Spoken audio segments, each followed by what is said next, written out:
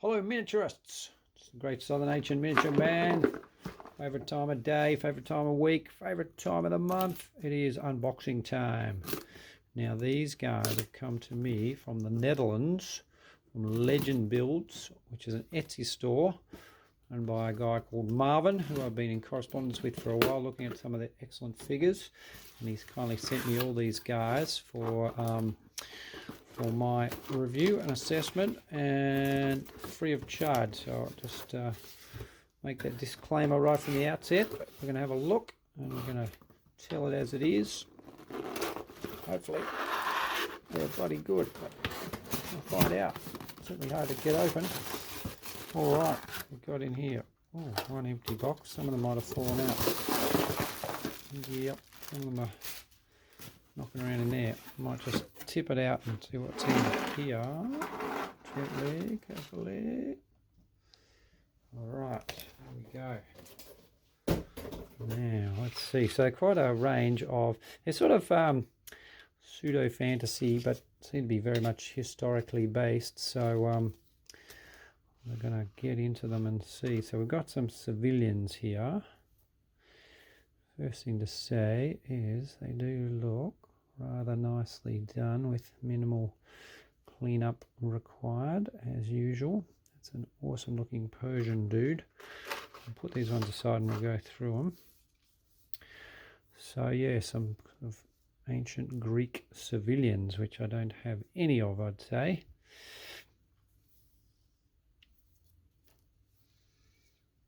A closer look. Yeah, they look nice. Oh, she's got a little glass of wine there. Very cool. This guy looks like a politician or a statesman. A bit shiny. It'll be interesting to see once they've been base coated how they look. And then the Persian king looks a bit bigger than the rest, as he should be. Probably Darius, I reckon. Might have to paint him as that. I haven't got any figure for one of the King of Kings, so I'm glad to have him, and we'll see how he turns out. Let me push him aside. Actually, before I do that, let's do a little bit of a size comparison. So let's get him up beside this is a V&V, a Carthaginian, and this guy regular size would be spot on, I'd say, compared to Ajama. Yep, exacto. New Line Designs, also New Line a teeny bit smaller, so this guy is a teeny bit bigger than the New Line guy, and then a Victrix Sam Knight, so if he had a helmet on he'd be exactly the same too. So that's great. Some of the 3D companies that say they make 28mm, they tend to be more close to 32mm, but these are really perfect for the sort of Victrix scale, the larger 28mm. Here's some more Greek style citizens, although awesome archer. Unfortunately, what's happened here, his hat's got a bit broken, but I think I'll be able to glue that back together. So I've got the other piece. It must be probably in the box somewhere. I'll find that. But yeah, I saw him on the website and really liked the look of him. As you probably know, I'm mad for Greek archers, Cretan archers, so I had to get him. Who else have we got here? 70s head. He's got a little bit of plastic on there. Oh, he's like blacksmith or something with his big hammer there. He looks cool. They're really different to a lot of figures I've had before. In that recent Wargames Atlantic Gangs of Rome, you could make some pretty cool civilian sort of characters, but otherwise I haven't got any, and these look like they'll go really well with those Wargames Atlantic ones too. What's this guy carrying a big sack of flour or something? That's nice. If you want to make some scenes, some sort of dioramas, that'll be great. An orator perhaps, spurring on the troops or inspiring the rabble. He looks good. Oh, he's nice, pulling his sword out, unsheathing. He's probably a Greek commander, Greek hero. He'd be go well. Let me get some Greeks. Here's some right here. So this would be a foundry Greek. So he's seems sort of height, maybe a tiny bit higher and a bit slimmer than the foundry guy. Compare with one of the very nice WIP miniatures, and same really, like pretty much the same height, but a little bit slimmer. It's the only difference, but I think they'll go okay together. And let's go for, oh, and then there's some bases as well there. So yeah, a nice smattering of different kinds of figures, and a lot, as I say, that are a bit different to what I've had before, and some cool civilians. So I'm going to put a few together and bring them back based and show you what they look like and what I think. I will see you soon.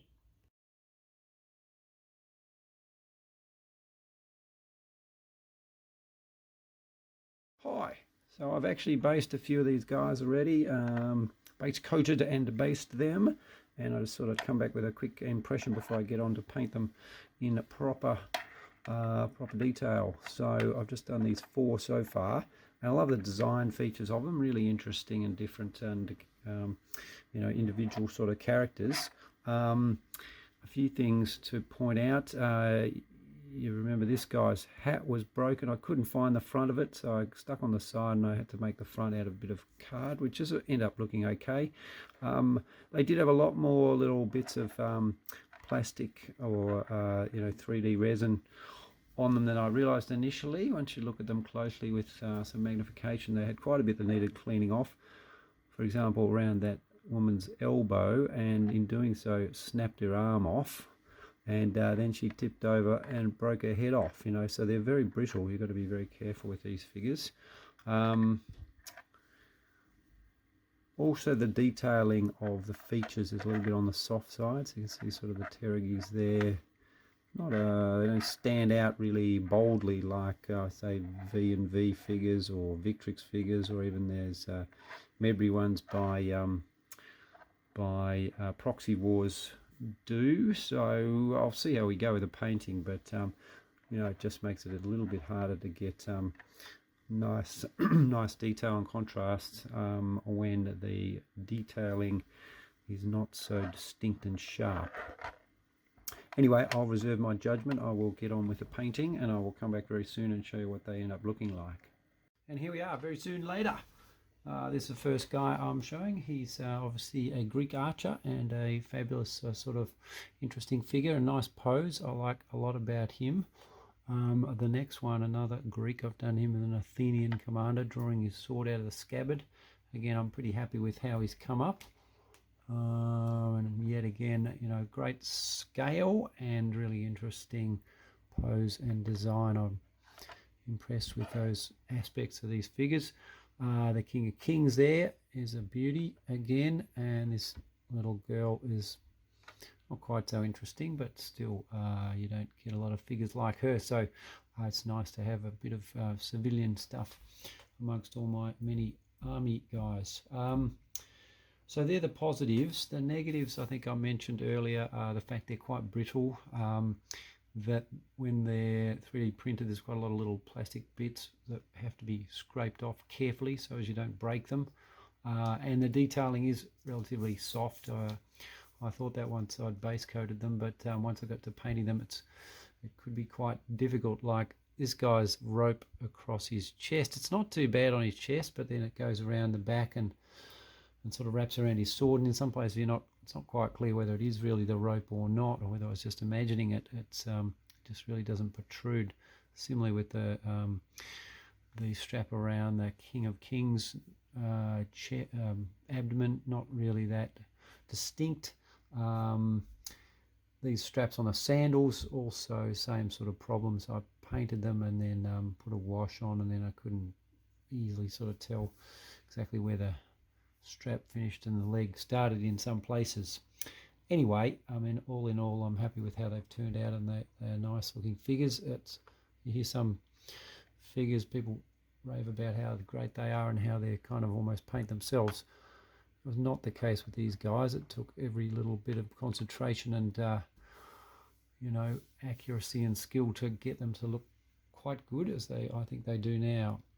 So I don't know how difficult it is when you have 3D files to sort of magnify the features to make them a little bit more prominent, but if that was possible, then these would be well, it would bring them up to a significantly better standard, I think. But as I say, they're really interesting figures, and they've got quite a range of, I think it's called Realms of Eros, these sort of Greek ones, and then there's a range of Persian-looking ones, and some other more Gaelic sort of inspired ones, or maybe Germanic as well. Anyway, I'll put a link to their website. It's worth a look on Etsy. And let me know what you think about these, particularly if anyone else has bought them and has their impressions of how they were to paint up. Okay, hope you're not getting bored of ancient miniatures, because there's plenty more to come. See you soon. One other thing I meant to say, the other figures, I'm going to use them. I'm hoping to build a trireme at some stage, and they would be perfect for that. There was a guy carrying a sack of flour, sort of orator who could be the ship captain, and some women standing around having a glass of wine and so on. So they would be really well suited to that. So I'm definitely hanging on to them for the use of crew in that future project. There'll be some still photos as usual coming up, and as I mentioned in the last one, I do have an Etsy store. Have a look at that. I've got some figures available there, both painted and unpainted, and all proceeds will go into continuing the production of these videos, and keeping you informed. All right, see ya.